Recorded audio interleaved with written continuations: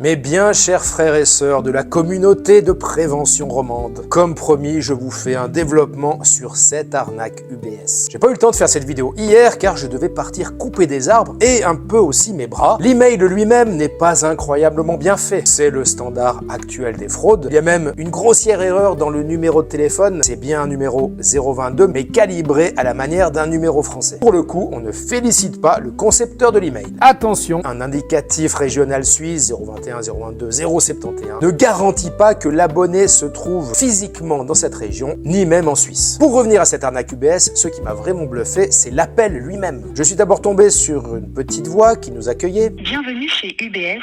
Tous nos appels sont enregistrés à des fins de vérification. Une petite musique chiante qui dure très longtemps.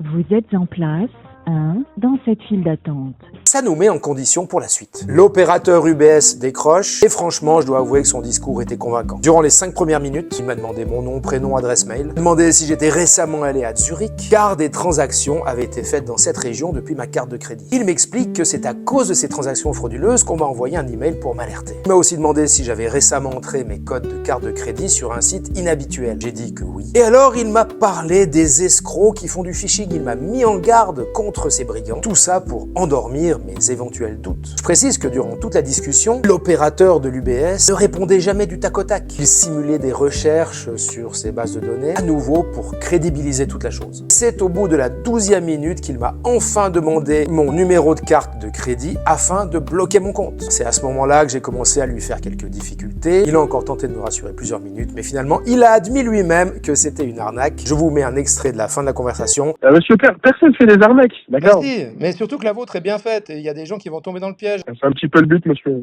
Pour terminer, si vous recevez un message alarmant de votre banque ou d'un autre organisme, appelez toujours sur un numéro officiel que vous trouvez sur le site officiel de l'institution.